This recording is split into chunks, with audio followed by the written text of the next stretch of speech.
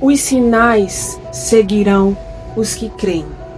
A igreja de hoje tem vivenciado um momento, eu diria, de muita confusão.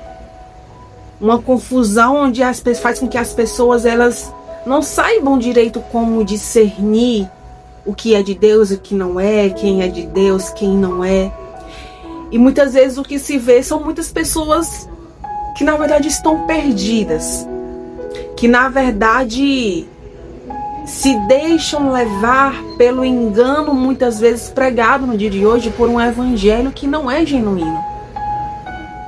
A palavra do Senhor diz que quando nós nos questionássemos, mas Senhor, é o Senhor, não é? Como que eu faço para saber quando é o Senhor e quando não é? É sobre isso que nós vamos falar no Mergulhando na Bíblia de hoje, baseado aqui no livro de Atos dos Apóstolos, que é onde nós vamos seguindo essa sequência, mergulhando aqui no livro de Atos. E hoje nós vamos, nesse vídeo, para a parte B do capítulo 8. E essa parte B vai falar de algo que acontece em um momento de perseguição da igreja. Veja bem, a igreja ela estava sendo dispersa, a perseguição estava ali eminente no meio da igreja. E imagina se nós que não vivenciamos ainda uma perseguição tão ferrenha como essa, muitas vezes é difícil não ficar confuso, é difícil saber o que é o que, quando é Deus, quando não é. Imagina nessa época. Mas o interessante é que quando paramos para observar, nós vemos muito mais confusão em um tempo como o nosso, onde não há uma perseguição como havia aqui nesse momento da igreja, do que necessariamente nesse momento em que a igreja estava vivenciando uma perseguição ferrenha. Eu estou falando de ter sua vida tirada. No capítulo 7 nós vemos a morte de Estevão, um grande homem de Deus, um discípulo que foi morto por pregar o nome de Cristo. E quando nós lemos aqui esse texto, nós não vemos uma falta de entendimento como nós muitas vezes vemos no dia de hoje. E era para ser exatamente o contrário. Mas o problema é que nós muitas vezes estamos nos deixando levar tanto pelas distrações. Nós muitas vezes estamos nos deixando levar tanto pela preguiça espiritual, porque essa é a palavra, essa é a definição. Preguiça espiritual. O Senhor nos instruiu a analisar os espíritos, provai os espíritos, analisem os espíritos, vejam, observem se sou eu, se não sou eu. Mas para fazer isso nós precisamos que minimamente ter ali um relacionamento com Cristo, um relacionamento com o Espírito Santo. Isso quer dizer que nós temos que diariamente, constantemente investir tempo em se relacionar com Ele. E muitas vezes o espírito desse mundo que tem gerado a preguiça espiritual no meio da igreja impede as pessoas de tirarem esse tempo, simplesmente não dá tempo. E aí nós vamos nos deixando levar por aquela preguiça, depois eu leio, depois eu oro. Ai, porque dá trabalho, vamos só ouvir o que estão pregando, e vamos só fazer o que tem que ser feito, e não avaliam nada, não oram acerca daquilo, não meditam, não buscam em Deus discernimento. Precisamos deixar essa preguiça espiritual de lado. Nós como igreja não podemos deixar que as mentiras pregadas pelo Deus desse século entrem, se enraizem dentro de nós.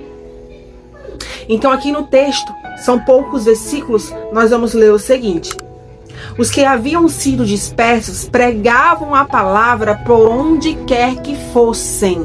Veja bem, eles estavam dispersos, mas aonde quer que eles fossem, eles iam pregando a palavra. Eles iam espalhando a convicção que Cristo havia enraizado dentro deles.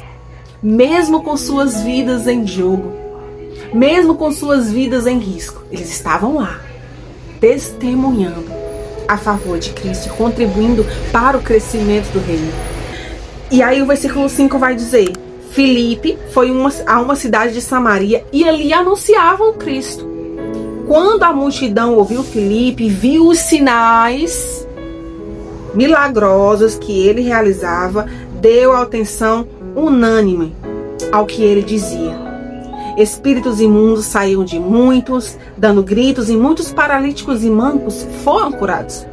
Assim, houve grande alegria naquela cidade. Os sinais seguem os que creem. Provemos os espíritos, observemos os frutos. Árvore boa não pode dar fruto ruim, assim como árvore ruim não pode dar fruto bom. Mas isso requer de nós um discernimento espiritual, um entendimento de observar, de provar mesmo os espíritos para ver, será que isso está de fato na Bíblia? Será que isso que me está sendo ensinado está de fato aqui? Não se deixe levar pela preguiça espiritual. Leia a Bíblia. Não acredite em tudo que é ensinado, em tudo que é pregado. Leia a Bíblia. Busque discernimento do Espírito Santo. Espírito Santo, eu quero entender a tua palavra. Eu quero entender o que está escrito aqui. Eu quero que o que está escrito aqui seja marcado, enraizado dentro de mim. Observe os frutos. Prove os espíritos. Foi essa a instrução que o Senhor nos deu na sua palavra. Deixemos de lado toda a preguiça espiritual. Investamos mais tempo em se relacionar com o nosso Deus. O Espírito Santo se encarregará de nos direcionar, de nos mostrar quando é de Deus, quando não é. Ele nos mostra, ele fala conosco.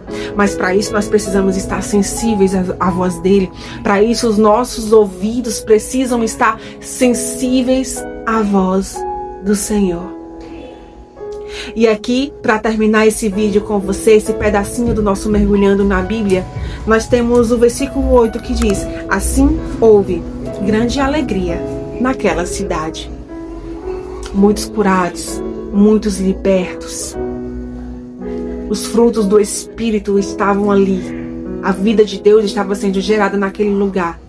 Nós estamos falando de um momento de perseguição da igreja. Veja bem.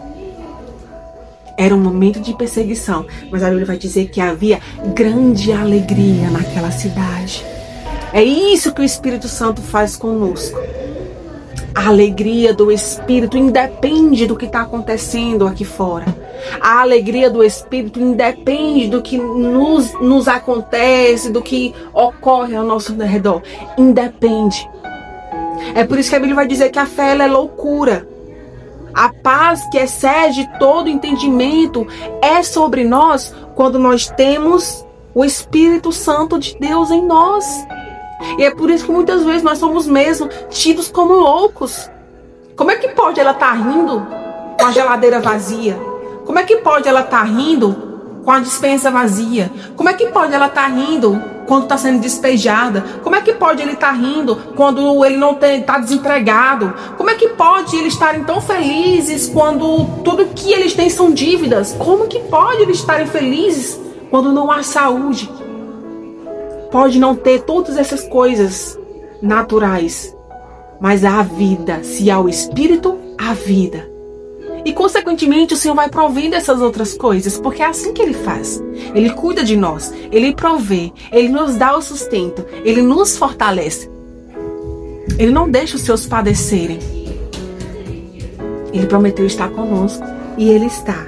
Assim como Ele esteve aqui nesse momento da igreja, o momento em que a igreja padecia. Aquela cidade era uma cidade alegre.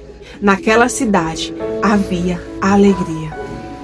E a pergunta que fica é: como nós estamos em momentos que não estão favoráveis? Essa cidade estava alegre. Os sinais estavam seguindo aqueles que criam. Os milagres estavam acontecendo. Mas porque eles criam. E nós permanecemos crendo? Permanecemos crendo quando as coisas não estão tão favoráveis? Se a resposta é não, busquemos o Espírito Santo de Deus. Espírito Santo, gera em mim a tua vida. Espírito Santo, gera em mim a tua alegria, a paz que excede todo entendimento, que faz com que o mundo olhe para mim e veja uma louca, que faz com que o mundo olhe para mim e veja: esse cara é louco, essa mulher é louca, como é que pode? É essa paz que excede qualquer entendimento humano que eu quero sobre mim, que vai gerar alegria no meu coração. Que possamos buscar, que possamos ter esse entendimento, que possamos provar o Espírito e viver sobre o direcionamento desse Espírito.